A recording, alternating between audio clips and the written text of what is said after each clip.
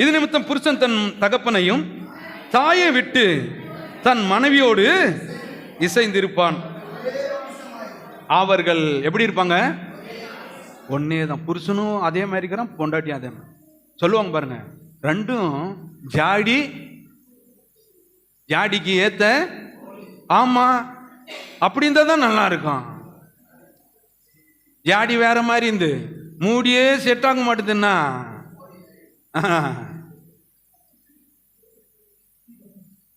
ஏன்னா படைக்கும் போதே இவர் ஜாடி, இந்த ஜாடிக்கு மேல இந்தம்மா மூடி.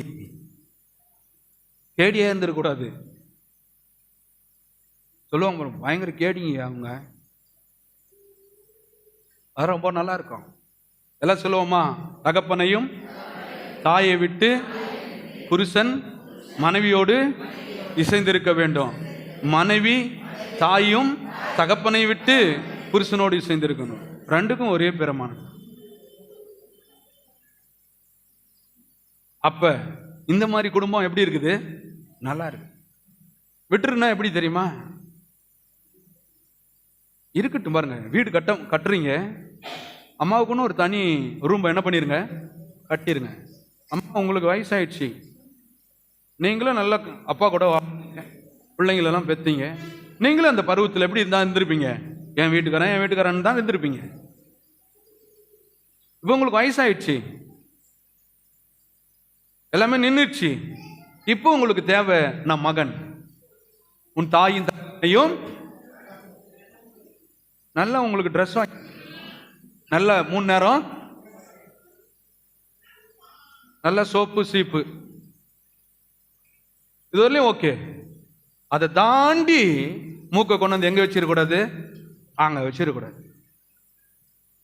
அங்க வைக்கும் போதுதான் தேவதிட்டம் என்ன ஆகுது? களைய ஆரம்பிச்சு. அடுத்தத பாருங்க.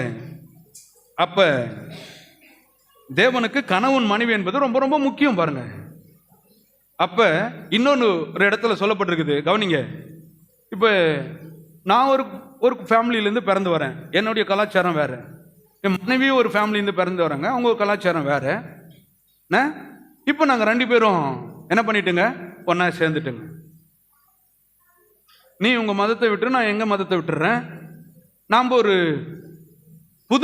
என்ன பண்ணியிருக்குங்க, உறவை நம்ம பின்பற்றுங்க. உன் கலாச்சாரத்தை விட்டு என் கலாச்சாரத்தை விட்டு ஏசியன் இருக்கிற கலாச்சாரத்தை பிடிச்சிட்டு நம்ம போகலாம். ஆனால் வந்தாச்சு இல்லையா?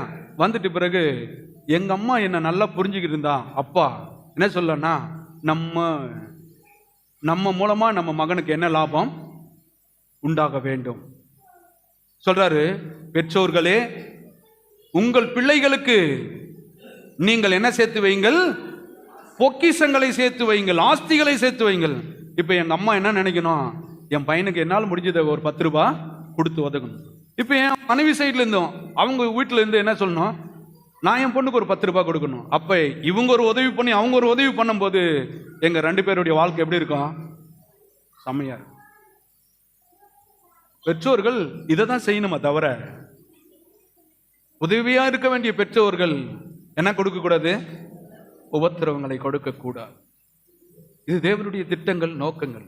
இப்படி புரிஞ்சிட்டு செய்யற குடும்பம் ரொம்ப அருமையா இருக்கும்.